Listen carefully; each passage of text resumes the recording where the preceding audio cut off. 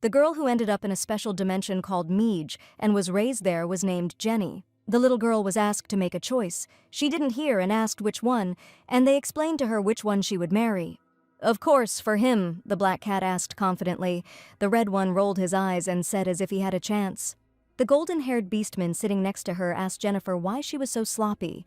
And then he asked the girl if she would choose him. Right? The black-haired guy asked Jenny to hurry up. But suddenly the girl stood up and indignantly asked what was wrong with them all and asked to listen to her. At night, the little girl made her way to a separate room and looked after the wounded kitten. I took him out of the box and, holding him in my arms, told Calix that everything was okay.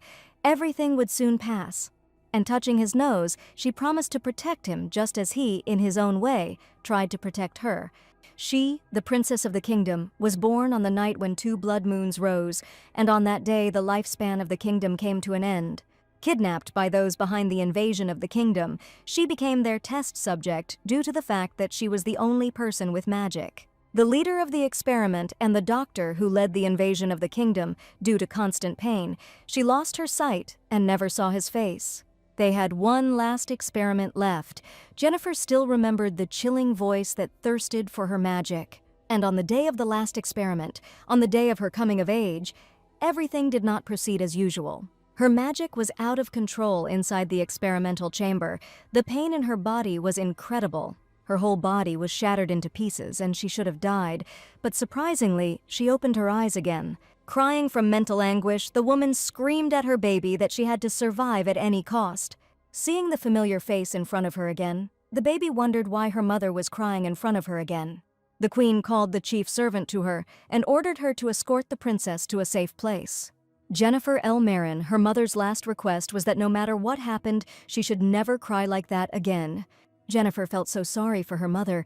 The body of a newborn child could not stop today's tragedy. But at least she didn't have to violate her mother's last will. She remembered all too well the price of failing to keep those words. If there was a God, she hoped that this time they could find her. She couldn't be trapped again in an experimental chamber where not a single ray of light could penetrate.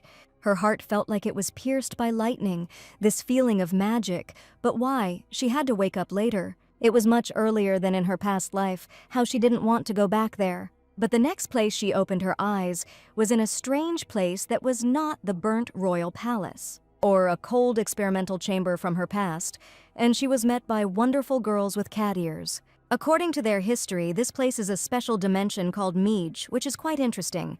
Long ago, before the line of Magi was cut off, the Magus chosen by the Maya line, Akamaru, created this space for the Maya line. Since she was still in the body of a baby, there was no doubt that she had returned to the past. But she had no idea how this had happened. She had to think hard. She definitely had to remember something. She remembered that day they found her, the Messiah of Mia's line. If the child had not hidden, with her innate magic, it would have been dangerous. The boy shouted at His Majesty, saying that he could not treat a human child like that. "What should they do then?" His Majesty asked worriedly, holding the baby in his arm. For his assistant, it was really strange, but suddenly the guy's Oppa noticed that she had fallen asleep. Yes, the guy agreed with Mir, this child is definitely the Messiah of Mia's family.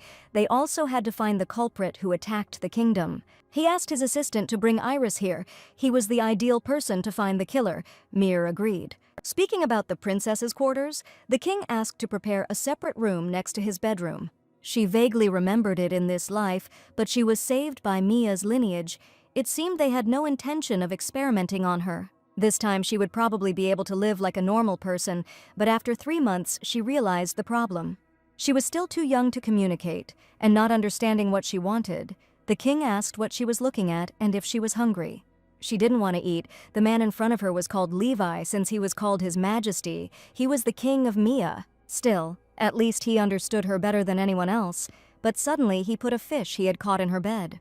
"What is this?" Jennifer thought, frightened. "She is flapping her fins and approaching. The baby was screaming. She didn't like it." The baby's nurse came running to the baby's cry and left the detached His Majesty behind.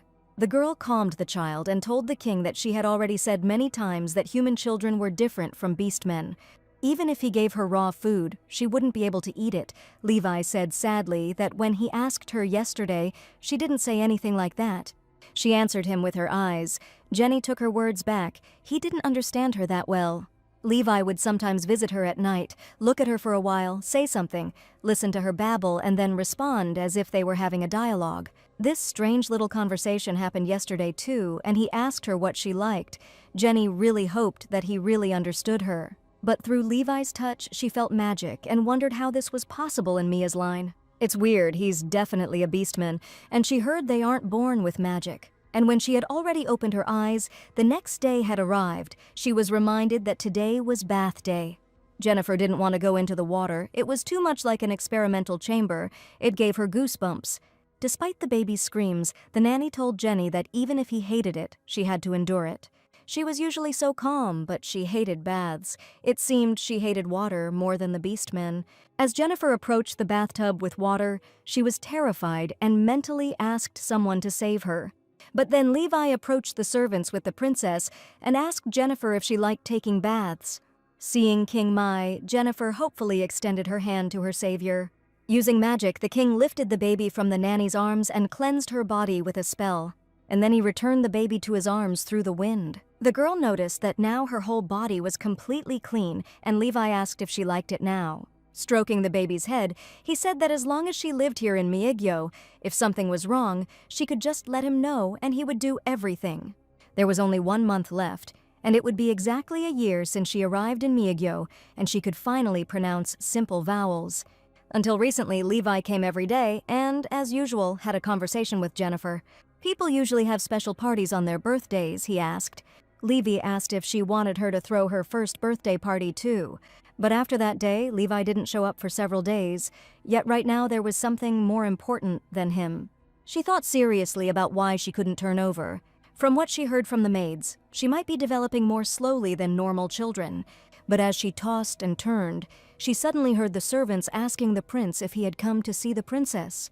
Having calmed down, the girl looked to the side at the third prince of Nox and wondered who it was. Raising her arms, the little girl made a sound and barely intelligibly said hello to the boy. The boy was overcome with goosebumps from surprise. His tail fluffed up, but he still greeted the baby. But then Levi entered Jennifer's room, asking Nox what he was doing there. Nox asked his older brother if he knew the human child who had been returned, and he admitted that he wanted to see her, and Jenny understood from his words that this rather cute boy was Levi's younger brother. Looking into her crib with the younger Levi asked, so when he saw her, was he happy? To Nox she was strange, but then Jenny, as best she could, told the boy that he was handsome. The brothers understood what she had said, and Levi was stunned that she had called him handsome, and Nox was amazed that she had spoken again.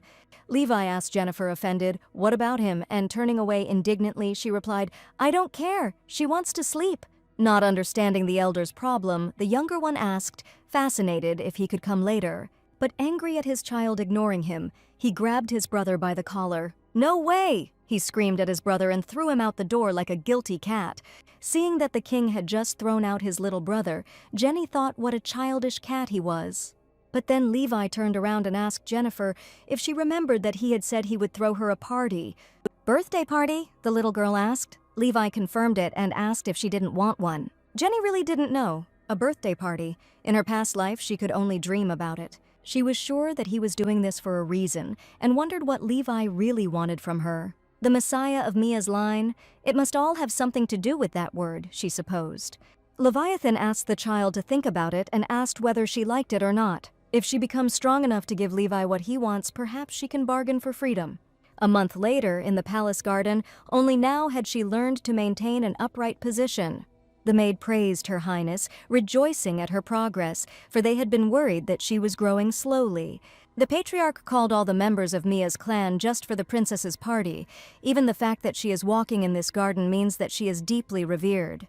The princess suddenly asked the red-haired boy, read what they were talking about, hoping that she was not talking about this man. But suddenly, the princess's nanny shuddered when she saw Mia's fourth prince, Leviathan's younger brother, Oscar. Scratching his head, Oscar chuckled and asked why such an oddity calls itself a princess. Since when do they even have a princess? The nanny reported that Her Highness had been brought by the patriarch and would be officially presented at tomorrow's banquet. Brother? The boy asked discontentedly, looking at the strange child with disdain. What is he muddying the waters for? Jennifer thought in surprise. The atmosphere here was seriously out of order. But then Leviathan appeared and, lifting his younger brother with the help of magic, addressed him. Bowing his head, he explained to Askar that she was very important to them and asked him to be a sweetheart. All you had to do was turn away for a second and all sorts of idiots would start crawling out. Levi sighed. The king turned to Jennifer and told her that she could look forward to tomorrow. Before Jenny had time to wake up, everything in her room was already ready. The dress and gifts were already in place. The nannies congratulated the princess on her birthday and said that they had also prepared something for her. The girl thanked them all, but then the princess was told to hurry up. They had little time before the party. But soon the patriarch came to take Jennifer away. The little girl, already dressed and prepared for the holiday, waved to Levi. Taking the princess into his arms, Leviathan told Jennifer that she looked especially grown up today. The world reminded His Majesty that humans evolved more slowly than beastmen, but Levi knew this. The king offered to go together. He was here to take the princess to the banquet hall. "There is peace," said Jenny, looking over her shoulder and asking how many beastmen there were. The world came closer, understanding what the baby was interested in. And he reported that by order of His Majesty, the heads of noble houses representing Migyo had arrived with their families. There were more than 100 people in total, Jenny thought in shock. So many. Levi asked Jennifer if she was afraid of the beastmen. But without waiting for an answer, he asked the little girl not to worry until he, Leviathan El Persian, the patriarch of Migyo, as long as he is next to her. Then no one would dare touch her. They announced that he and Princess Jennifer El Persian were entering. El Persian, the girl thought in surprise. That's the royal name of Mia's family. People in the room discussed, asking not to say that he planned to accept a human child without blood ties into the royal family. Jennifer was horrified to think that Levi was out of his mind. He had given her the royal name of the Mia family. She didn't know why, but in her past life, those bastard doctors had desperately tried to destroy the Persian line too. Now that she's been declared part of the Persian family, she's an even bigger target. If it comes to those bastards, she'll deal with them first. After the people's reaction, Jennifer frowned and the patriarch noticed the princess's reaction. He told his subordinates that he understood that there was a lot of confusion about the princess's sudden appearance. But this child is the Messiah spoken of in the prophecy, he said, and the people began to make noise. Not long ago, one of them conspired with the recently executed high priest and revealed the prophecy of the Messiah. He had more than enough reasons to declare this child the Princess of Persia and protect her, and asked the Duke of Siam if he agreed. The man replied to His Majesty that if she really was the Messiah of prophecy, then the Senate would submit to his will. The ladies were surprised that the Duke accepted this, meaning that this little girl would really become the Princess of Persia. Then the king thought that there were no objections. The little girl asked Levi in surprise if they were now doomed. "Not yet," the man answered. He would tell her when she was a little older. And turning to Jennifer, he said, "Welcome to the Persian family." His Majesty was informed that everything was ready. Levi thanked the High Priestess and the Duchess of Abyssine for their support. Usually the High Priestess couldn't attend social banquets, but she actually came here. That little girl must really be the Messiah. The priestess was glad to meet him and welcomed the noble Messiah who would save Mia's family. What did they say in the prophecy that made her be called the Messiah of the Migyo clan? The little girl thought tensely. Now that the performances were over, she would bring his things. "Go ahead," Leviathan answered, saying that he would also wait a little. He thanked the Duchess for her help with the preparations and asked how the children were, but everything was as usual. The second one still hadn't left his room, and the first one was still as arrogant. Especially the second one, to be honest. She had no idea what was going on in this boy's head. But anyway, the Duchess thought it was time to start. Jenny was still trying to figure out what they had been preparing all this time. The High Priestess kindly asked the princess not to rush with her choice. She selected them with great care. Patriarch Leviathan asked the princess to choose one, and Jenny asked which one. But then the assistants brought many varied and sparkling things on scarlet fabrics, and although they surprised with their beauty, the girl asked incredulously what this was. Levi explained that it was a game. But then the High Priestess indignantly exclaimed at His Highness, saying that this was a sacred ritual for foreseeing the future. Looking around the room, Jennifer noticed that Askar was still wary of her, and next to him stood Knox, and it seemed he was looking here, looking straight at one of the objects that had been brought. By matching his gaze and the object, Jennifer assumed that he wanted the star near her. The world told Her Highness that there was nothing strange about this, and simply asked her to choose. calling it a kind of game passed down from generation to generation in their kingdom. The girl thought seriously about her choice, and she trusted Nox's choice, who had seen it before, so she proudly raised the gold star. Nox's mouth dropped open in surprise, and congratulating Jennifer, Leviathan at her request lowered her to the floor. She was about to run away, but then Levi said that it looked like she would become a saint, and the little girl stopped. And then the king confirmed, the saint who owns magic, and he was looking forward to it. When it was all over, Jennifer went down to Nox and handed him the star she had received. The boy was surprised by such a gift, and the little girl tried to explain it to him. And with hope she asked if he didn't like it. No, Nox answered, accepting the star with care. He was grateful to her, Jennifer. Jenny agreed with him, but then asked with interest how old he was. He, Nox asked, replied that he would be 3 this year, which Jenny thought with horror meant he was only 2 years older than her. She knew that animals could mature faster, but not that fast. She thought he was at least 5 or 6. In any case, Nox didn't seem to have any aversion to humans, so it was worth getting closer to him. Jenny reminded Nox that they were now a family, and suggested that the boy get along from that day on. And the boy happily agreed with his sister. That same night, Levi came to Jennifer and asked if she was also awake. Waking up from the noise, the girl asked Levi. The king calmly informed her that he had forgotten to tell her something important, and he explained that starting tomorrow he would be absent from Mia's world for some time. Getting up and rubbing her sleepy eyes, the little girl asked how long he would be gone. About 3 years, the patriarch answered peacefully, and Jennifer wondered in horror if it really was 3 years. Leviathan, without revealing details, said that something very important had happened. He asked Nox to help her with her bath, and if she needed anything she could just talk to Nanny Mary. The little girl pouted and chuckled, saying that she didn't care. Levi promised that he would try to return as soon as possible, and the little girl worriedly asked Levi to take care of himself. Levi, who came to her without an invitation, left after saying goodbye and, as he said, did not return for 3 years. And as expected, she grew noticeably. Alice found her princess in the library. She couldn't believe that the princess could be so sweet every single day. Alice's flattery was unbearable. But then the girl asked if everything would really be okay. From today on, she would have to attend lessons with Prince Ascar. The baby nodded confidently, saying that she would be fine. Count British will be their tutor, and in the afternoon she has a lesson with the Marchioness of Scotty. Still, Ascar really did avoid her. Did he really not like her just because she was human? Jenny asked if she was teaching etiquette lessons to Ascar as well, but that was not the case. The prince would be taught by another teacher. Well, the beastmen have been at war with humans for over 100 years, so it makes sense that they still have bad relations. The cat beastmen were probably a special case. Alice reported that the princess would be attending classes from now on. She was not allowed to go any further, so if Prince Ascar caused her any inconvenience, she must definitely tell her later.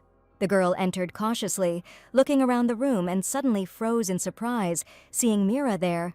Leviathan's assistant, noticing the princess, greeted her joyfully, and Jenny asked why he was there. Mir asked the princess if she was surprised and thought he should introduce himself properly. His name is Myron British, head of the British family, one of the 12 houses representing the feline kingdom. Alice didn't know that Mir was Earl British. Among the palace staff, only her personal nanny Mary knows this. And that means Mir is her teacher, Jennifer concluded. That's how it happened, Myron answered embarrassedly, but suddenly a cat's cry was heard behind him. What the hell? Why is this here? Ascar asked, flaring with anger, noticing the human child. Looking around, Mirren turned to Prince Ascar, ordering him to calm down, and explained that this was the order of the head of the house. They are very interested in the lessons they will be taking together and said they have high hopes for him. The teacher's words melted Ascar's heart, and he agreed, saying that nothing could be done about it. What's with his reaction? Jenny thought, dumbfounded. Don't tell her that's the reason he hated her all this time. The thing was that she took all of Levi's attention. These cats are so petty. Mir invited them to begin the lesson. He told them about the great archmage Akamaru. Together with the 12 sages of the Magic Tower, he put an end to the war between humans and beastmen. And he united the 8 kingdoms into an empire, but peace did not come immediately. The first sage, Leon, harbored a deep sense of inferiority. And in the end, after the war ended, Leon betrayed Akamaru and imprisoned him in a magic-suppressing prison. The powerless Akamaru was offered a deal within the walls of the dungeon by the heir of the old Persian family. In exchange for saving them, they will make the cat tribe the leaders of the beastmen and with godlike powers. They will create a world exclusively for cat beastmen. This is the backstory of how the cat tribe rose to the top of the food chain. At that time they fell in love and got married, Myron said. Direct descendants of the Persian line who inherited Akamaru's blood are born with magical powers. So that's why Levi and the other princes can use magic, Jenny finally realized. She asked if the union between the beastman and the human meant that a human child would be born instead. It was an excellent question. A human child born to such a pair had already been sent to the imperial family as an heir. This child was the only one among Akamaru's descendants who was not born with magical powers. This is why the mage race died out in the human realm. It's all fascinating, but if she was really 4, she wouldn't understand any of it. The world said that because of Akamaru's tyrannical actions, the cat god, feeling threatened, could take away magic from humans. Myron was pleased that they both did well in their first lesson, just as Nox was rushing towards them. Even if it was a little early, Mir was ready to finish the lesson, when Nox burst in crying and called Asker and Jennifer. All 3 looked back at Prince Nox in surprise, and he, in horror, reported that something terrible had happened to his brother. He had returned seriously wounded. Upon learning of this, the children immediately set out on their journey. Jenny wondered how Levi could have suffered so much. But they never managed to reach their destination. Askar stopped and Jenny crashed into him. Looking at her brother, she realized that he looked unwell and even scared, wondering what had happened. And deciding to find out what he saw there, she looked out from behind his back. At a distance stood a fair-haired young man, significantly taller than Askar. This was the second prince of Iris. The young man came closer to Askar and said that he couldn't go any further. Mir had already blocked the road. And then he asked if he liked the gift he sent last year. The boy had blue eyes, which are inherited only in the Persian family, and Jenny realized that he was the second prince. But suddenly Mir called out to Prince Iris and said that something was wrong with His Majesty's magic. There was nothing to be done, said Iris. He would have to go even though they had only just met. As he waved goodbye, he said that they would see each other next time, and Jenny wondered what was wrong with Levi's magic. But as soon as the second prince left Askar's field of vision, he cried out fearfully. Finally, the girl noticed that he was still genuinely scared. And looking at Askar, who had turned into a cat, she thought about what had happened to them with the second prince. His expression was as if he had been scolded by the second prince. But maybe something worse had happened between them, Jennifer reasoned. He won't listen to her anyway, so it's better to bring someone who can help. Looking around, she thought about who she could find to help in such a situation. Jennifer told Askar that she doesn't know why he is afraid of the second prince, but he couldn't just solve this problem by running away. She understands him well, because she also ran away. If he continues to avoid everything without facing it, he will only end up hurting himself.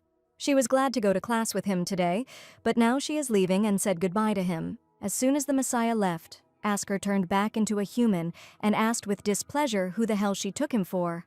Why did he have to show her this side of himself, he worried, but suddenly he remembered Levi's words. He asked her to take care of Jennifer while he was gone and calm down, resigning himself to it. But still indignantly muttering under his breath, he asked who cared about the so-called Messiah. Jennifer came to the library to figure out what might be wrong with Levi's mana. It was a good thing she'd looked through a few books on mana earlier and just happened to find the part about mana anomaly. Mana anomalies typically occur in 2 situations. Firstly, when mana close to prime is temporarily overloaded. And secondly, when too much mana is taken away. This proposal really scared her. Levi's coming of age was long ago, so his mana had already blossomed, so it should be the second case. But who on earth did this to him? In this case, it is written that the mana will be restored as soon as it returns to the owner. Maybe that's why Mir brought the second prince. After all, the other 2 princes aren't very good at magic. If the second prince puts mana into Levi, he should wake up soon. But then she saw Alice and Mira. They both looked very worried and serious. She was worried that something had happened. This is bad, Alice said nervously. Prince Iris failed to transfer his mana. Iris asked Jennifer if she meant the second prince. Alice was surprised by the appearance of the princess. She said that it was okay, it was late, so she should go and rest. Jenny wondered if she could give some of her mana to Levi. His room was nearby, so she could just move over.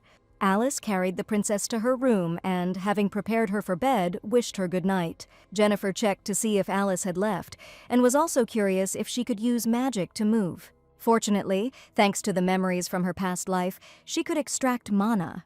The girl decided to try to imitate the way Levi cast spells, so she asked this method to work and sent her straight to Levi's room. The room was illuminated with a pinkish light, and the next moment she flew up and moved to another place. But not knowing how to land, she fell painfully. Looking around, the girl tried to understand where she was and whether it worked. And indeed, she found herself next to Levi. Grabbing his little finger and ring finger with her little hand, she began to remember that feeling from the past. The book said that high mana compatibility was required, so she was worried. But without ceasing to hope for the best, she began to transfer mana, asking Levi not to reject it. With pain, but feeling better, Leviathan opened his eyes. Seeing that Levi had woken up, the girl called out to him enthusiastically. Jennifer, not understanding what was happening, asked Levi how she ended up here again. The guy remembers that he clearly lost consciousness after the crystal sucked out his mana, so he was saved. Jennifer asked Levi solicitously if he was feeling better now. But suddenly her heart stabbed, and then pulled with such force that she felt incredibly ill. Leviathan rushed in horror after Jennifer, who fell to the floor, losing consciousness. "What is this?" Jenny thought anxiously, as if a fire had been lit in her chest and throat. The girl lost consciousness in Levi's arms, who asked the girl to hold on and called for Mira or anyone else to help. Before she completely passed out, Jennifer thought her vision was getting blurry. Finally, seeing the people running into the patriarch's room, she closed her eyes, wondering what was happening to her. The doctor reported that the girl had internal damage from the use of mana. He asked if the princess had used a large amount of mana, and reported that, fortunately, it was nothing serious. She would have enough rest and everything would return to normal. But Levi was more amazed at how long she had been able to use mana at all. And looking at the fact that his own mana was restored, he became sad. And realizing that she shared mana with him, he called the baby a silly girl. Ideally, the painfully familiar voice burst into his ears again, if he strengthens the magic here a little more. He asked Jennifer to hold on a little longer. She didn't understand if it was a dream, because she didn't see anything. Everything was very good. If she continued to extract her magic like this, it would work. The man told Jennifer that she was his only hope for salvation. She really is his messiah. After these words, Jennifer screamed in horror and jumped out of bed. Right there, they stroked her head to calm her down, and still coming to her senses, Jenny asked what kind of place this was. Leviathan asked Jennifer if she was awake, if she had a nightmare or something like that.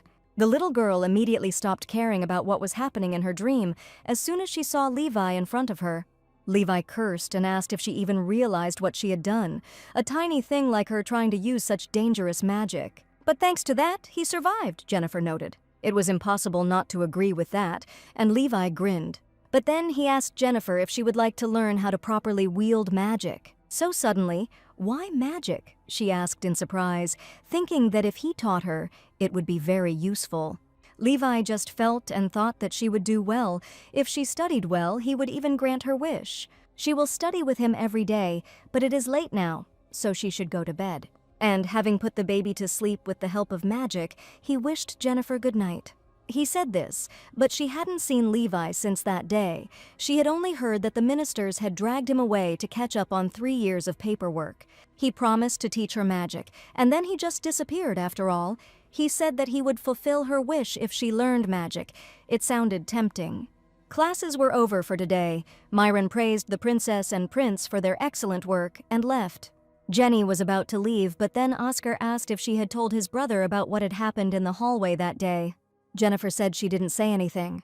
She thought he might tell them after she left, so she didn't tell Alice or anyone else. But why? Oscar asked without understanding, and to his surprise, Jenny explained, it looked like he didn't want them to know. She's more secretive than he thinks, so he doesn't have to worry. And anyway, she has an etiquette lesson now, so she should go. He didn't want Levi to worry, and she should try to understand. After all, Oscar was still a child. But then passing by, Jennifer met Knox reading in the garden. Coming out to her brother, the girl asked what he was doing there, and the boy happily greeted Jennifer. She said she had been feeling unwell, so the prince asked her kindly if she was feeling better now. Yes, everything is fine, Jenny answered happily, and thanked her brother for his concern. Then he asked Jennifer if she was free tomorrow. He wanted to show her something. Tomorrow, she asked and agreed, because it sounded good. Knox was glad. Then the prince enthusiastically informed the little girl that he would come for her tomorrow. But now Jennifer was asking Knox to let go of her hand, saying that she needed to go to etiquette class. The guy immediately gasped in alarm, raised his hands and apologized to his sister.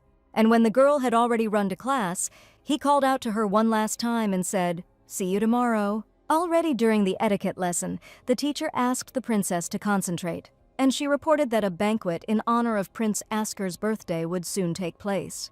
These etiquette lessons were difficult for Jenny, and she wondered why the banquet had to be at such a busy time. Madam Scott is so strict, so she couldn't just do everything half-heartedly, but had to master everything. Since Mia's family lives in secrecy, banquets are rare, but this one is held in honor of Askar's first growth. Growth is a phenomenon unique to beastmen. Most of them go through 2 growth phases in their lifetime. But the descendants of the Persians have 3, the first occurring during the first 3 years of life. At least that's what Alice said. The second growth occurs in adolescence, and the last in adulthood, and is accompanied by fever and magical awakening. She got distracted, so Madame yelled at the princess that she had to study, at least to move on to the next step. Jenny told Madame that she was tired and asked if they could stop for today, promising to study hard until next week. But suddenly the little girl heard a noise behind the door and thought, "It's not time for Alice to come yet. Who could it be?" Levi walked into the room and asked Jennifer if she had finished her studies yet. The girl happily greeted Levi, and he was stunned at the sight of the toy she was hugging. Seriously, why was the teddy bear snorting? The patriarch asked, telling her to stop being so lazy and get up. Jennifer wondered in bewilderment why he was sulking again. Mir informed the princess that the head of the family didn't like bears, and rolling her eyes, Jenny called Levi petty. "What?" Levi asked irritably, and said that as a princess of the Persian family, she shouldn't say that. As he passed by, Askar noticed his brother's voice coming from the room and pressed his ear to listen. Still indignant, Levi told Jennifer that he had a special gift for her and asked Mira to make a new big cat doll. A gift for Jennifer, Askar thought in horror, and also a special one. He was crushed by the meanie. Since Jennifer woke up, his brother did nothing but take care of her. Feeling deprived, Askar did not want to put up with this and, gritting his teeth, ran away. Levi was sorry that today's lesson would end here and apologized to Madam Scott. Levi had time, so he invited Jenny to eat together. Madame asked the princess to repeat today's lesson. And together with Leviathan they moved out of the room, when suddenly they heard some kind of rumbling sound. Wait, Jennifer realized that the sound was like something breaking and it was coming from her room. Alice sadly reported that the 4th prince suddenly appeared and started looking for the doll that Mr. Iris had given her. The girl thought, "Just don't tell me," that envy awoke in him because of the gift that only she got. No matter what the reason, it was still reckless behavior, Levi said with displeasure. And entering the room, he called Askar el Persian, leading the boy, who had hidden in fear under the bed, to go out. Jennifer worriedly thought that Askar probably just wanted Levi's attention.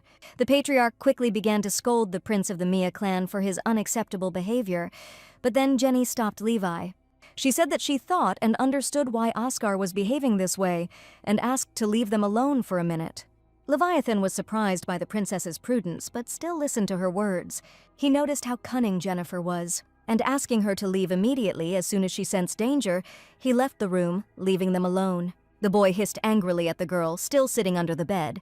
But then Jenny turned to Askar and asked sadly if maybe he was afraid that she would steal Levi's attention. "What?"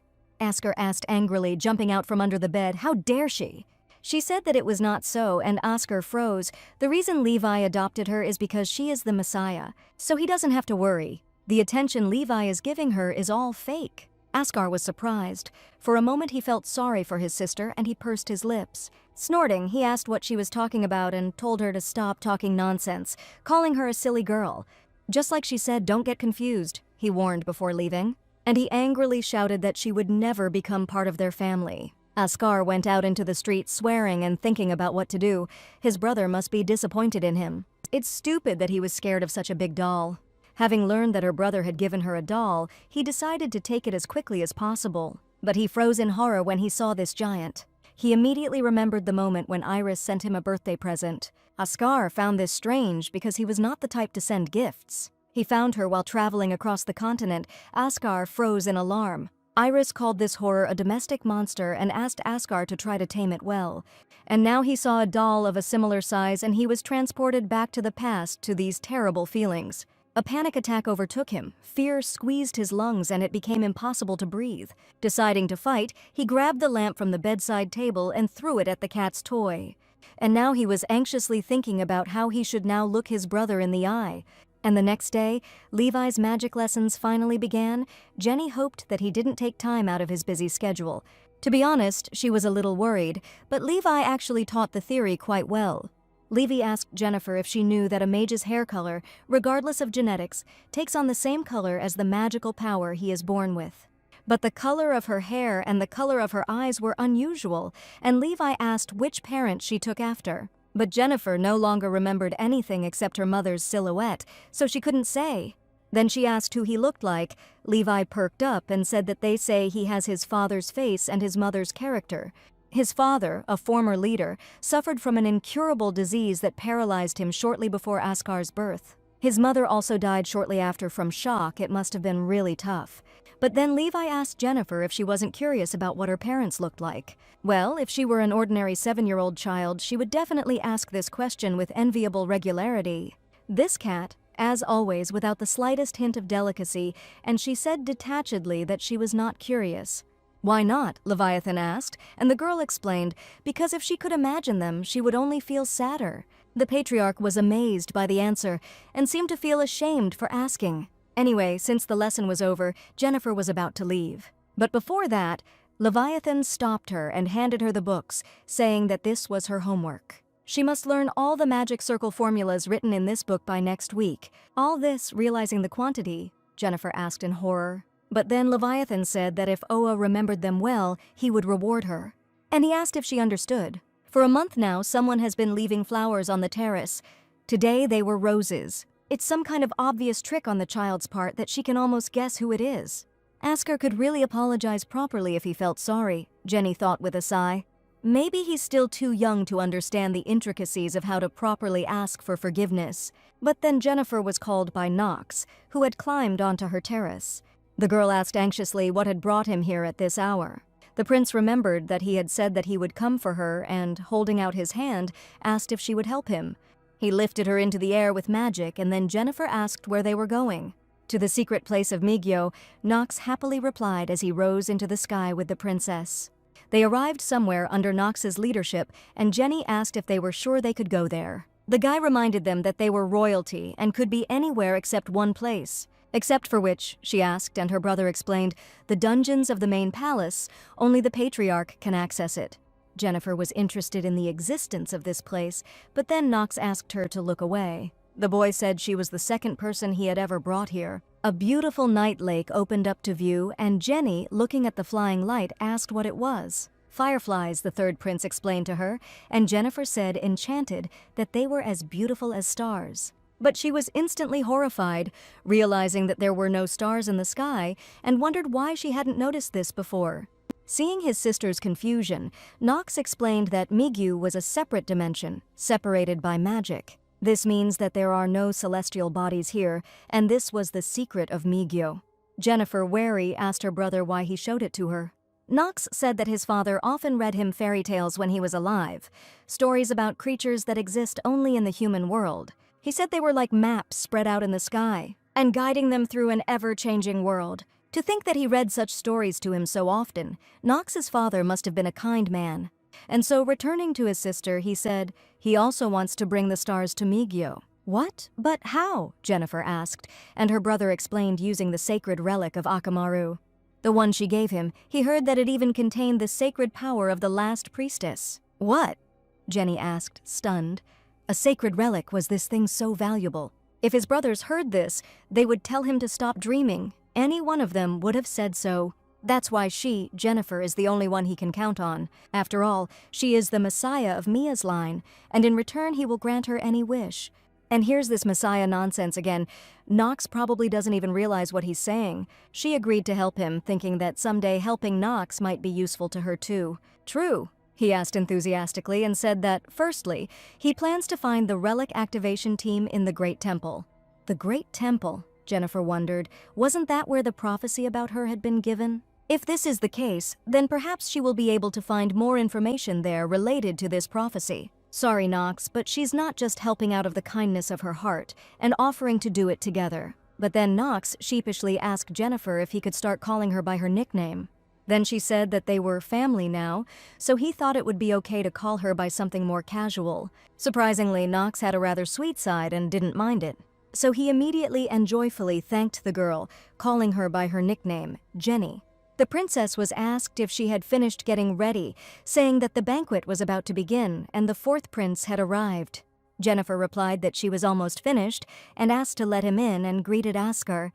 The girl asked him what he thought. Was it really cute? The guy opened his mouth in fascination. And he asked, embarrassed and capricious, nicely but not at all, Jenny asked what he was talking about. And she explained that she meant the flowers in the vase and asked if they weren't beautiful. And she said that he leaves these flowers on the terrace every day. Askar flinched, realizing that he had been exposed. And he bashfully asked what, and asked again what, and cried out, "Who is leaving flowers there?" And as he left, he slammed the door. Jennifer surprisedly grabbed Askar, reminding him that it was time for them to go. The girl tried to find Askar, saying that the banquet was about to start. It was his birthday. How could he not go there? She was looking, but suddenly she came across a prince, but not the right one. Iris greeted the Messiah politely and asked if he should tell Jennifer. It was the second prince, but why was he here? Jenny asked, not to say that he had come again to bother Askar, like last time. The elder brother asked why she had become so quiet and asked her not to be so cold. The little girl answered warily, if he was here to mock Askar again, then he could leave. What? Smiling asked Iris. He and mocking Askar? Where did she get this from? And then he grinned darkly and coldly asked Jennifer if she was so terribly fearless. The girl cautiously explained that it was not that she lacked fear, but that she also had courage. That's why she asked him to stop bullying Askar. Then Nox came up and asked Jennifer if she had found Askar. No, the girl answered him and suggested looking elsewhere. Iris hissed irritably. Askar felt sick. He wondered if she had forgotten what he had done to him. He thought that she had taken all the attention of his brothers, but suddenly he remembered her words that Levi's attention was false. His heart sank when he realized that this was said to him by a man much smaller and weaker than him. She only does stupid things that irritate him. But suddenly this little girl appeared right in front of him, in the garden where he was hiding. The prince jumped back in surprise and cried out, "What's going on here? Don't come any closer!" The girl sighed and explained to Askar that the banquet would soon begin. The prince chuckled and asked if she really thought he would fall for those puffy cheeks of hers. What is he talking about? Jennifer thought, twitching her eye. He's gone crazy. Askar ostentatiously turned away. But suddenly, the brother and sister heard an appeal to Mia's entire family and froze in anticipation. It was announced that His Majesty King Leviathan, the noble leader and ruler of the Beastmen, was entering. Damn it, he's already coming in, and they were warned that they shouldn't arrive later than His Majesty. Madame Score sternly made it clear to them that arriving after His Majesty was a gross disrespect. They both remembered this, and then Askar, clicking his tongue, grabbed Jennifer's hand. And he exclaimed, "Hey, let's go. This is bad. But what if they don't get off with a reprimand? And on top of everything, today is Askar's birthday." Noticing the prince and princess running, the knight announced that the fourth Prince Askar and Princess Jennifer were entering. Before entering, Askar, wiping away his sweat, called out to Jenny. And he told his sister that today, even if she stepped on his foot while dancing, he would not say anything. And after that, holding hands, they finally arrived at the banquet. Leviathan, already seated on the throne, looked at the children and announced that they were both late. Askar apologized to his brother, and taking all the blame on himself, said that he had lost his tie. But Levi said it was okay. It was his birthday, so he could turn a blind eye to it. The celebration won't begin until its main character gives the guests the first dance, Levi said. Alice, Levi, they said it would be okay even if she made a mistake. But as soon as she makes a mistake, the cats will probably pounce. Stepping on his foot, Askar was going to make amends for the mess he made in her room. Jennifer found it funny that he was still worried about it, but she said it was okay. She knew he had apologized enough for it. She said this last before the dance ended and, bowing, left. Levi went down to his little brother and congratulated him on his growth. Then the boy asked if he could sit there for a while, pointing to the patriarch's throne. Leviathan allowed him to do this and asked if he liked it. Askar enthusiastically answered yes. Jennifer approached Nox and asked if he had brought a birthday present for Askar. Yes, the prince answered happily. Just in time, he was sitting on the throne, the perfect moment to hand it over. Jennifer looked around the throne in confusion and asked her brother if he was allowed to sit there. And Knox told about the tradition that when the beastmen of royal blood have their first growth, they must sit on the throne once. Coming closer, Knox told his brother that he had come to give a gift to Askar, and not alone, but with Jenny. "What happened to Jenny?" the patriarch asked, stunned, ignoring the rest of the words. He asked irritably since when he had been calling her by her nickname, and Knox proudly replied that it was just the way it was. The elder called the younger one so that he could explain himself properly, and at that time, the girl looked at Askar, and she realized that Iris was standing next to him now. The second prince said happily that he hoped he would like the gift this time. Askar's face darkened, and Iris realized that he really didn't like his gifts. Askar closed his eyes, remembering the previous monster, comparing it with the new gift. But suddenly, to everyone's surprise, Jennifer poured the contents of the glass onto the rabbit doll.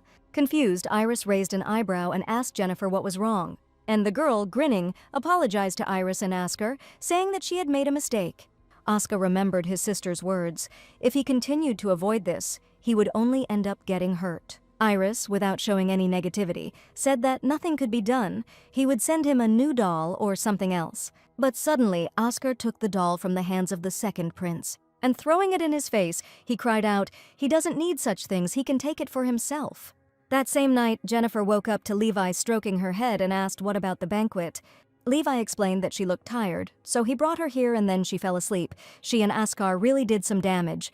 "I see," the girl said sleepily, but suddenly she perked up, remembering Askar. At the banquet, Askar hit Iris, and after that the second prince simply disappeared.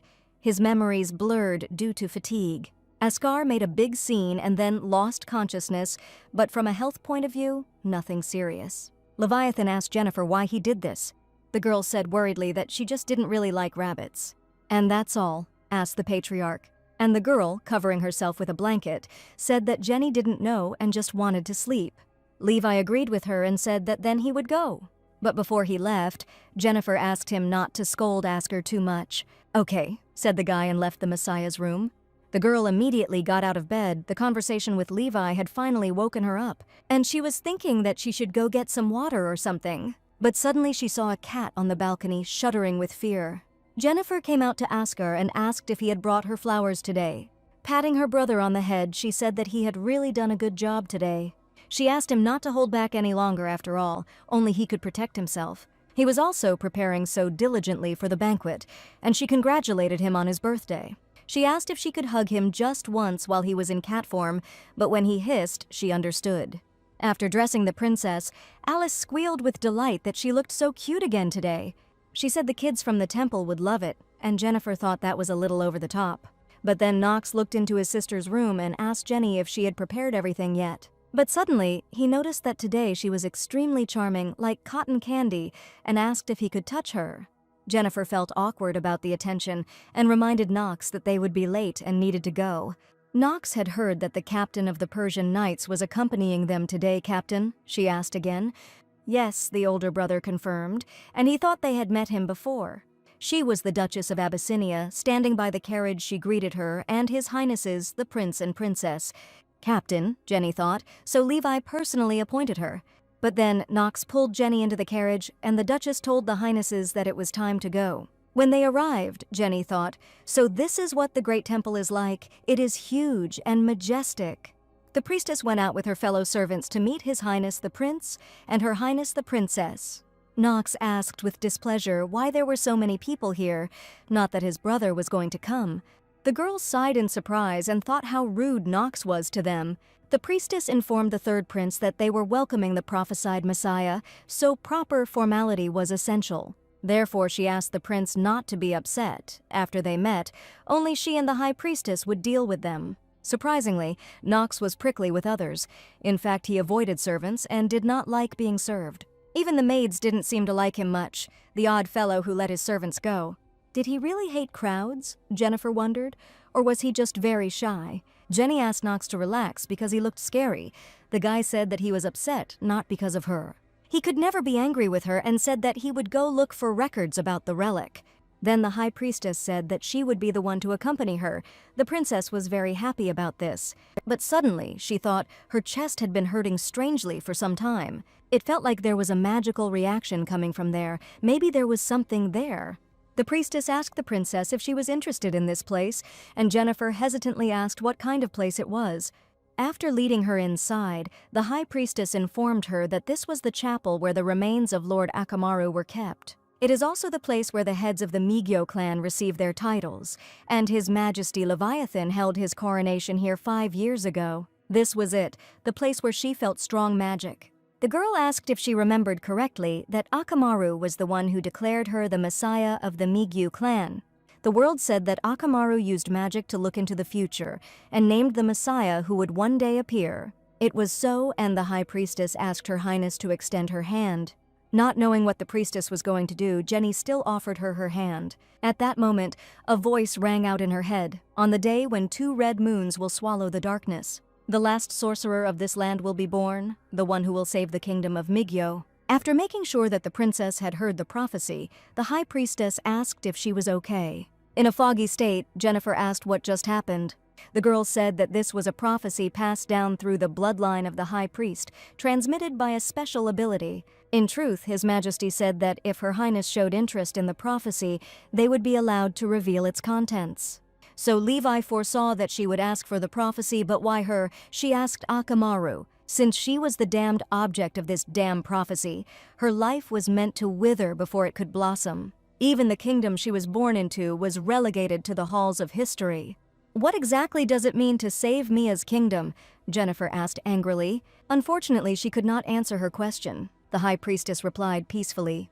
From her words, the girl understood that she herself should ask Levi about this directly. At that very moment, Knox ran into the room and told Jenny that he had found a document that was worth checking. But suddenly Knox froze in horror when he saw his little sister. The guy asked why she had such a face. If she was feeling bad, maybe she was sick. Knox immediately went on the attack against the high priestess. Jennifer began to calm her brother, saying that it was a trifle. She admitted to her brother that she was simply tired, so she suggested that he come back quickly. Knox looked at his sister sadly but still grabbed her hand. He said, "We are going from the still green high priestess. Without healing ability, in any case no help." Unable to resist, Jennifer could only look back. The priestess bowed and said goodbye to the prince and princess. A meeting was held because the high priest who revealed the prophecy was found dead. That's right, that's why they all gathered. They were discussing whether there really was a traitor among them. The Duke said that if anyone dared to betray them and raise a sword against the royal family, he would not escape severe punishment. Indeed, the patriarch proudly said as he entered the hall, "The Duke of Siam is right." Marquis Scott stood up and greeted the only noble ruler of the kingdom of Mia. Enough greetings. He asked them to take their seats. They all probably knew why he had called them here. A man who disappeared completely came back as a corpse. What could this mean? The Duke asked if this was not a provocation by His Majesty. Otherwise, how could the body have been found now, 4 years later? The man believed that they must immediately root out the traitor hiding in Mia's kingdom. Provocation. True, they must find the traitor, but how? They still couldn't find him for 3 years. Levi asked the Duke of Siam to tell him how, and he asked how about throwing out a bait they couldn't refuse. Since they are pursuing the Messiah, if they take advantage of this, it will be too tempting a trap to ignore. The patriarch was surprised by this idea. He thought they were planning to use Jennifer as bait. He had thought of that plan himself before. But why does it seem so dirty now? Levi asked. What if something happens to the Messiah during the execution of the plan? What? Asked the Duke, and told His Majesty that the Persian knights would never fail. Leviathan slammed the table and rejected the offer, saying that even the slightest threat should not befall the Messiah. If something happens to her, their lives will not be enough to atone for it. By the next meeting they must present an acceptable plan. Otherwise, he threatened, he would be forced to place each of them under surveillance. The patriarch hoped that their heads were not just for show. Those gathered were frightened. Levi asked where Jennifer was, and Mir reported that Knox and the Duchess had returned her safely. And now she was getting ready for bed. Levi assumed that she would have questions for him after visiting the temple. He hadn't taken a day off for a long time and asked if maybe he should come see her himself. Alice entered the princess's room and asked if she had changed into her pajamas. She reported that the chief heard that she was not feeling well and prescribed her medicine. She asked to drink it down to the last drop, but Jennifer's face immediately wrinkled from how bitter it was. However, since this was a medicine prepared by Levi, it was a tough battle. But then she told Alice that she was starting to feel sleepy. Taking the baby in her arms, she said that today had been a long day and suggested that the princess lie down already. But lying on Jennifer's shoulder, she had a strange feeling that something was wrong. This drowsiness was unnatural. Alice put her to bed and wished her good night, the effect of the medicine being similar to a sleeping pill. The girl bowed out, and Jenny thought, just don't tell me that this medicine was something strange. In front of her, she saw a man in a robe, but whoever it was not Alice or Levi. But damn, her consciousness was too clouded. The girl passed out, and a moment later, there was no one in the room. Not long after, Leviathan discovered that Jennifer was gone and asked Alice irritably what was going on. The maid said that Ragdoll's second son, a royal servant, had stated that His Majesty had given the medicine to the princess. He said that she was tired from today's schedule, so he recommended that she take some medicine and rest, and then left. Levi said he didn't give any drugs, which means the meeting that took place after the body was found was a trap from the start. Myron informed Levi that the Ragdoll's son was missing, and the Duchess of Abyssin had sealed all borders in Persian territory. The gates were closed, so there was no way he could escape from Migyo, Levi said, and ordered that security be increased and the surrounding area be thoroughly searched. The one he assigned to watch Jennifer isn't responding either, which must mean she's somewhere where the light can't reach. But suddenly he felt something with the help of magic and shuddered. He flew along the stream of magic that led him somewhere. Myron asked His Majesty where he was going, and Levi said irritably to do this in his domain. It would be better for him not to hope that he would get away with something like this so easily. Jennifer came to her senses lying tied up somewhere. Her head was splitting and she wondered where she was. After this guy covered her mouth, everything disappeared. She was definitely kidnapped. The criminal must be a doctor, and this is terrible. Are they going to drag her into the lab again? The girl calmed herself down by saying that everything was fine. She was no longer that helpless, powerless child. I had to focus my magic and ignite the ropes in one fell swoop. Everything worked out, and having freed her hands, she managed to untie her mouth. And now it was time to figure out where she was. The place looked like a freight car, and what was happening outside. The charioteer announced that they were about to pass through the Migyo gate and told everyone to remain vigilant. Jenny realized that before they left Migyo, it was a small favor. She needed to cast a spell before they went further from the palace. Having created a magic circle, the girl read and let the magic flow through her fingers. Blow up this carriage with a fireball, reducing it to ashes in a quick flash, then ascend into the sky and escape in the confusion. But suddenly they hit a bump and Jennifer fell backwards. The carriage was rocking too much. But damn, she also overdid it with magic. I'll have to try again. Suddenly something appeared from the shadows and grabbed the girl by the hand. Jennifer anxiously tried to figure out who this guy was that was coming out of her shadow. The girl paused for a second and realized that he looked too much like Levi. And the girl asked not to tell her that he was Levi's bodyguard whom he assigned to her. The shadow nodded affirmatively, and the girl thought that he had been hiding something like this in her shadow all this time. But then this shadow picked up the girl in its arms and looked out from behind the fabric of the cart. Watching the battle unfold, Jennifer thought she wasn't imagining it. It was Levi's magic. One of the kidnappers noticed the escaping princess and ordered everyone to catch her. But Levi's shadow skillfully defended himself from the attacks of the enemies. The girl asked him to be careful. But then Levi, who was hovering in the sky, turned to Jennifer and asked Todd to hold on a little longer. Soon, Levi finished with the ill-wishers and went down to them, cursing at these bastards. The girl called out to Levi and said that he was bleeding from his face. But suddenly her face grimaced from the pain that was overtaking her. She must have hit herself when she fell from the carriage. The palm of her hand tingled, and suddenly Leviathan noticed that Jennifer was wounded. "What is she?" Jenny said anxiously. How Levi, was worried about the little girl. He patted the girl on the head and asked if even now she was still worried about him, but he was okay. "But anyway," he said angrily, "that thing used up almost half of his magic. And all it did was leave her with injuries. Completely useless." Jenny asked Levi if he would come in person next time if something like this happened again. Leviathan promised that he would come, but suddenly noticed something strange and tensed up. He turned to Jennifer, asking her to take it slow, and asked why her body was so hot. "Thank God," said the little girl, losing consciousness. Leviathan called out to Jennifer in alarm, calling her and asking her to be with him here. Levi carried the baby into the room, but she still hadn't come to. He worriedly told Jennifer that she always slept so much. Here, His Highness was called and informed that the third prince had requested an audience. The younger brother sadly entered the room and asked his brother how Jennifer was. Levi angrily told Knox to go back. This was not a situation where he should not have entered.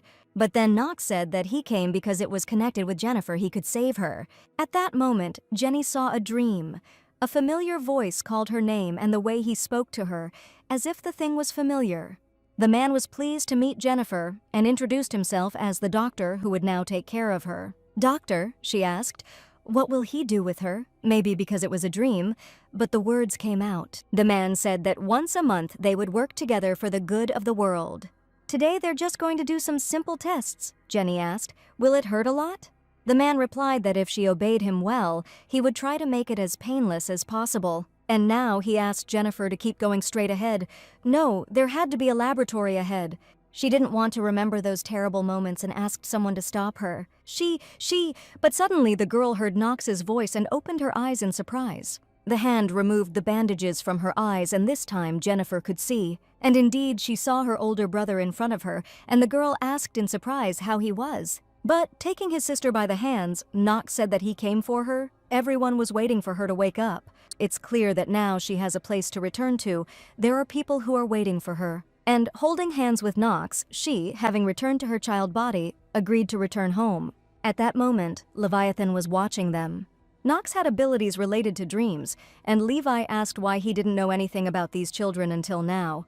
The world asked the king not to blame himself. Since the Lord died, the third prince had led a reclusive life. But that wasn't the only thing he didn't know. Knox then said that Jennifer's problem now was not physical, but emotional pain. Since Jennifer came to the animal kingdom, what emotional pain could she have experienced? Why? What happened? Levi reproached himself and asked about Lord Ragdoll. Mir replied that after the interrogation, it turned out that the Lord knew nothing, and his son did everything on his own. However, the second son died during the rescue, so it is now impossible to get any information from him. Levi realized that this was all his doing, which meant that the Ragdoll family might be traitors after all. Hearing the whining, the guy suddenly looked around and called Jennifer, and the girl called Levi. But suddenly she asked in horror why Knox was here. The patriarch reported that she slept for 2 whole days after the rescue.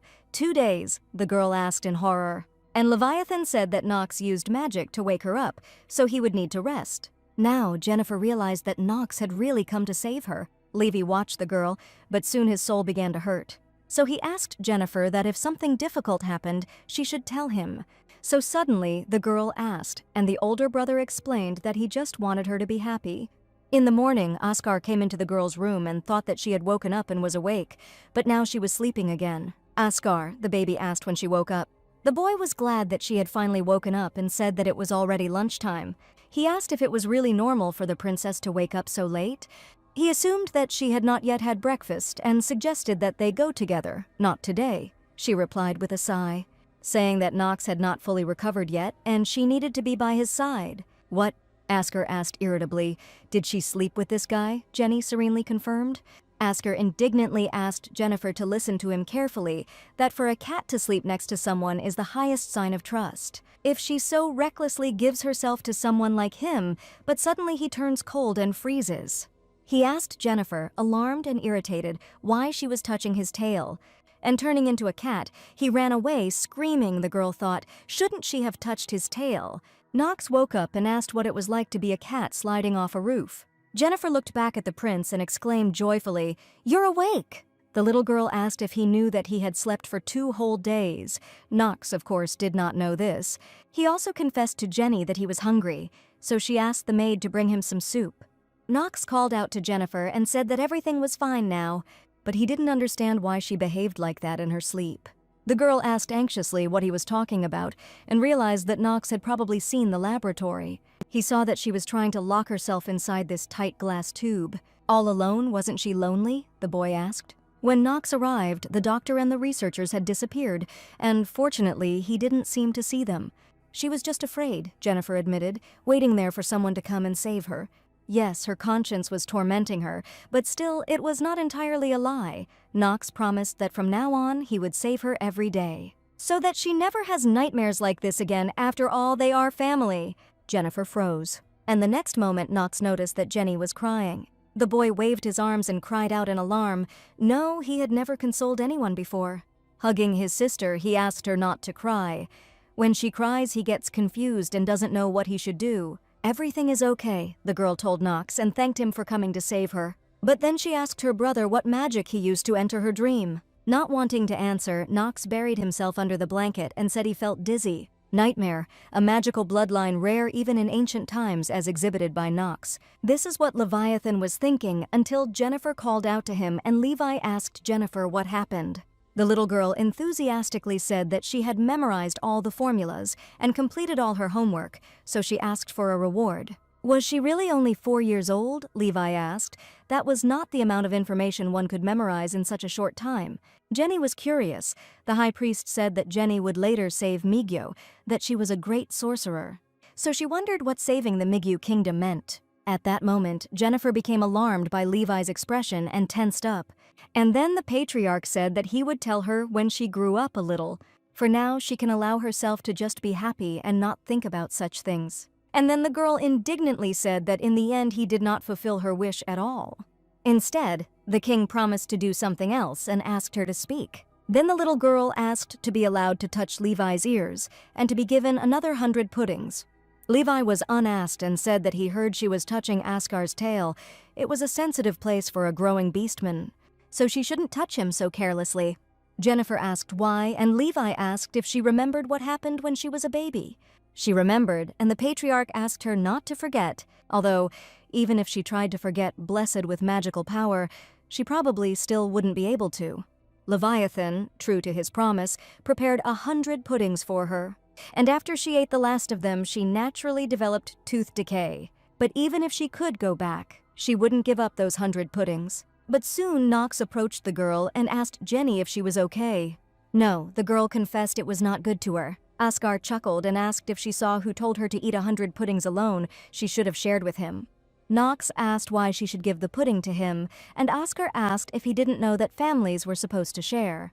Knox thought he just wanted to steal Jenny's pudding. Askar asked why she was silent. Jenny didn't know, but her cheek hurt too much and she hoped someone would bring her an ice pack. Then she might be able to share the rest of the pudding. Askar became interested in this. And he believed that there was no other choice. As a good older brother, he would have to bring it himself. What a relief, Jennifer thought contentedly, that Askar could be dealt with so easily. When he left, Jenny asked Knox what brought him here in the morning. He usually didn't go out so early. Then the older brother decided to confess that he had something to tell Jenny. And he said that he thought he would go to the Duchy of Abyssinia for about 3 years. Since a holy relic was found in the duchy, while he was learning swordsmanship, he thought he could thoroughly study the activation command. Jenny asked if he really needed to go that far. The Duke said he didn't know the activation commands either.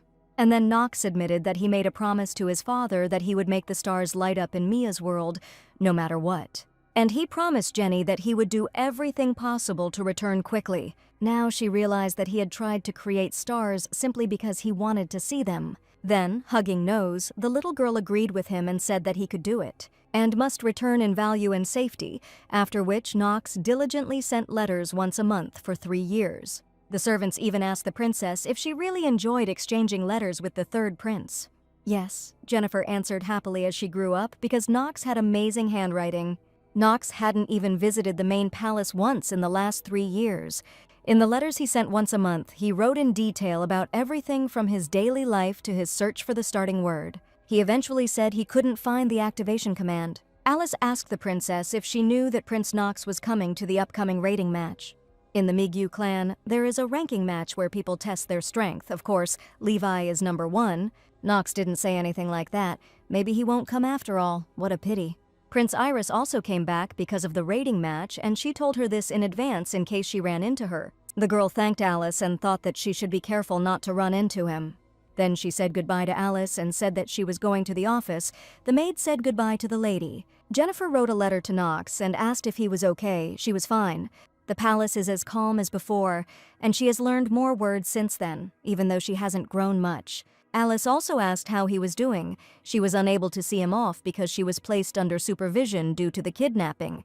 Levi has finally finished all his accumulated work, but he is still busy trying to make sure that everything will go smoothly if he leaves.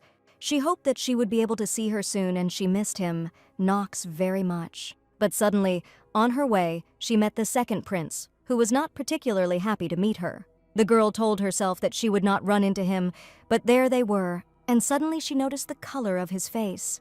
The girl asked Iris if he was sick or something. He looked unwell. Iris said she shouldn't worry and asked since when did she even care about such things. But suddenly the girl grabbed her older brother and asked him to wait after all. If he was sick, he needed treatment. What? Iris asked irritably. She doesn't need. But suddenly his eyes began to cloud over, and he fell to his knees, frightening Jennifer, and suddenly began to emit a bright light. And suddenly he turned into a cat. She couldn't just leave him like that when he fell right in front of her. She brought it to Levi, who reported that it was the second growing pain for Beastman. He needs to get some good rest for a while. Levi was surprised she had even dragged him here, but he wasn't that heavy in his cat form. And where else could she ask for help except here? Jennifer asked. But Levi did not turn into a cat, even when his life was in danger, and asked why the second prince suddenly returned to his true form. This is because he has not yet fully matured, Levi explained. When their lives are in danger, they revert to their true form. It's nothing serious, just the growing pains they all have to go through. She shouldn't look at him with such concern. Still, it seemed like he was in a lot of pain, even if they weren't on good terms, but she couldn't help but worry. Envious of the baby's concern and attention to her brother, Levi told Jennifer that it was he, Iris. That pathetic little cat is at it again, Jennifer thought, and asked what he was talking about. In the morning, sleepy Jenny told Alice that she wanted to sleep and asked if she could just dress her more simply. No way, Alice said. All sorts of members of the Migyu clan will come to today's rating match.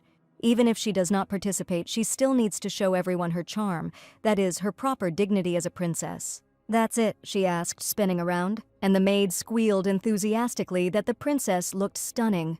Jennifer asked if only Oscar and Iris were participating today. That's true. Both are preparing in separate waiting rooms.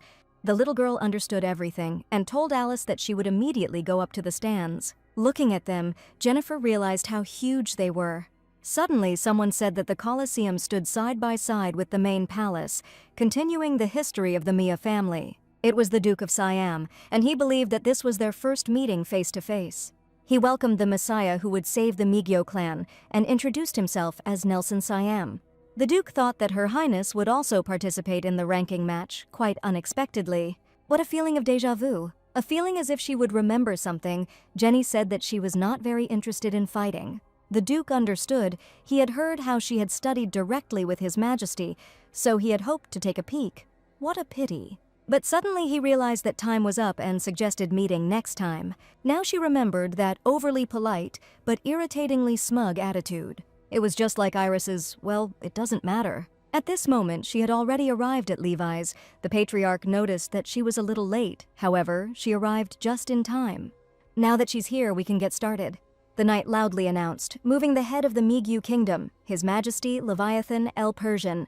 Levi said thank you to everyone who came to the fight. The strength they possess directly reflects the prosperity of Mia's line. Therefore, on this glorious stage, if anyone proves this power, he will be given a worthy reward. As always, the winner of the rating match will have one wish granted. Since this is a moment to honor the valor of every fighter, he asked them to give their all.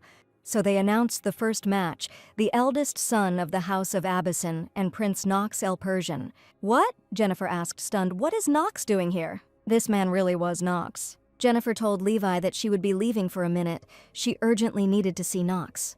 But although it was soon the beginning, Jennifer promised to return quickly, and the patriarch agreed with her. Jennifer came down and called Knox. The boy turned around in surprise, recognizing Jenny's voice. The girl asked worriedly if it was really him, Knox. Yes, he confirmed. We haven't seen each other for a long time. He said that he wanted to make it a surprise, so he didn't say anything. And he anxiously asked his sister if she was angry that he had hidden it. Of course not, she exclaimed, throwing herself into her brother's arms. It's good that he's back. And Knox admitted to Jennifer that he missed her very much. The knight told the prince that the time had come, and Knox realized that it was truly time for him to go. The prince promised that as soon as the tournament was over, he would definitely visit her. Jennifer agreed with him and asked him to be sure to come again later. And she wished Knox good luck. Since he is participating, then let him definitely win. Soon Jenny came back and asked Levi if it was about to start. He said that it was about to start. She sat down next to Leviathan, and a voice announced that they were starting the first round. Jennifer was worried that Nox was going to win. "By the way," Levi suddenly asked, "Nox's opponent is her son, isn't it?" The patriarch asked the Duchess of Abyssinia, and the girl confirmed that this was the firstborn from the first concubine.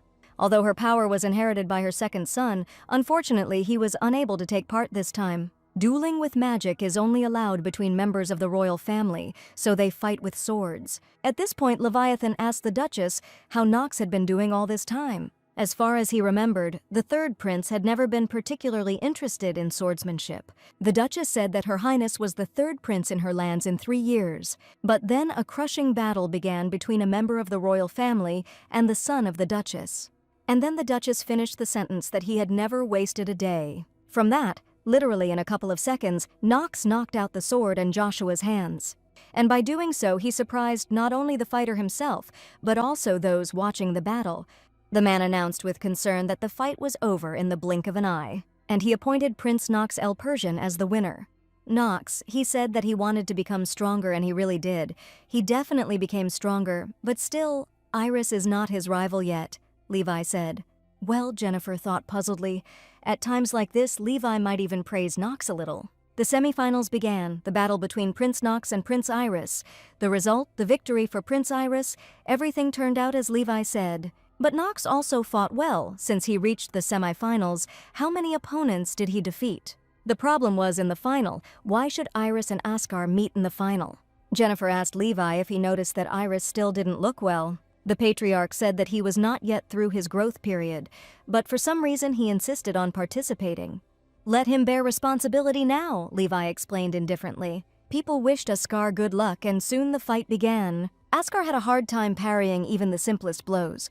From the dust, he attacked his younger brother again and again. And during the fight, he said that he never thought that they would come face to face like this. He was proud of Askar. Askar was worried that he was about to suffer another loss. And receiving the blow, he broke the floor beneath him. The host gasped. He attacked with incredible force.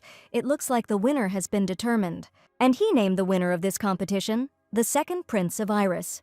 After the fight, Askar stood up and he and his older brother exchanged glances.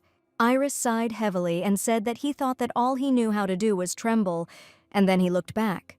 Now all this was not so important. Iris turned to Hyun and said that she wanted to use the right to wish. But this desire was not to fight with him. The second prince wanted to fight with Jennifer. What? The patriarch and his younger sister thought in a stupor. Why does he want to fight Jennifer? The patriarch asked irritably. Iris reminded him that she had recently said that she had learned to cast spells without incantations, so he wanted to see for himself how much of a monster she was. No, it can't be. The audience began to make noise. No matter what the Messiah, she is only 7. Even His Majesty did not master this before he was 10 years old. She knows that he's in poor condition due to his growth spurt, plus he used up almost half of his magic in the last fight. He thought that under such conditions the Messiah could well fight him on equal terms. Jennifer was angry and didn't understand what he was even thinking, but she still accepted his challenge. Patriarch Leviathan called out to Jennifer and said that this was not a game. The girl confidently said that she knew this, but she would be the one to start. She told Levi that she had agreed for a reason. Since she said so, Levi agreed, but on one condition: they both had to fight seriously. Participating in the succession competition is one way to stake a claim to the throne, but she didn't really want to get involved in it. But for the sake of the future, she needs to understand her strengths. The host suggested starting the duel with an attack on the princess. And he asked that if anyone wanted to give up, they should raise their hand above their head. Iris told Jenny that she would never defeat him. And to her older brother's surprise, Jennifer said she knew it. The girl said that today she was not fighting him for the sake of winning. His sister's words angered Iris, and he asked through clenched teeth what she was talking about. And Jennifer, activating the magic circles behind her and directing the sword, suggested to her brother to begin. The princess used the fire wave skill and attacked her brother. When the dust began to disperse, she tried to understand whether she had hit the target, but after looking closely, she understood. Iris used a shield to defend herself, but because of the smoke, it was hard to see how to continue the attack. So she decided to fly up to escape the haze, and, soaring upward, she summoned an airwave, shouting that this would be difficult for him to block. But suddenly Jennifer froze, noticing that something was wrong with her older brother, but she could no longer stop. A pink tornado swept up Iris, and the princess, descending, worriedly wondered if he was okay. Iris became a cat again. The host announced that the fight seemed to be over and named Princess Jennifer the winner. The girl ran up to the crushed Iris and realized that even before her blow reached him, he was already at his limit. The patriarch came down to the children with concern. The girl called out to Levi with concern, but she herself felt embarrassed that she had won so easily. Levi sighed and said that they were doing well. It was time to go back. That same night, Jennifer was plagued by nightmares. She found herself in a glass capsule. Now she understood why she felt bad since the morning. It was a nightmare again. It's strange. She's almost an adult. But the awakening of magic is still not visible, the scientist said. He thought about changing the rhythm and intensity, increasing the flow of magic a little. As soon as he did this, Jennifer screamed in pain. She begged him to stop. And she suddenly jumped out of bed, recovering from a nightmare. It was probably dawn already, Jennifer thought. She fell asleep as soon as she returned. She felt so stuffy that she got out of bed and decided to get some air. As she left the room, she wondered if this was really reality. Every morning, waking up in a luxurious bedroom, she was afraid. What if Leviathan, Alice, Nox, and Oscar, and the whole of Migyo are actually a hoax? Making her way through the bushes, she noticed a cat's tail. It looked like it was Iris. The color was similar to it. But the girl didn't understand why he was here. Was he really planning something again? But suddenly she froze in alarm, realizing that he had noticed her. Meeting Sister Iris hissed discontentedly. She didn't want to leave as he ordered because he was sick, so he should go and rest. Indignantly, Iris slipped and began to fall into the water, Jennifer reaching out to him, shouting at him to be careful. But just before the fall, the girl managed to catch her older brother. The girl asked if he was okay, and the cat stood on her chest and meowed discontentedly. And Jennifer, laughing happily, said, "At least they didn't fall into the water, that's good," and cheerfully asked, "Is it true?"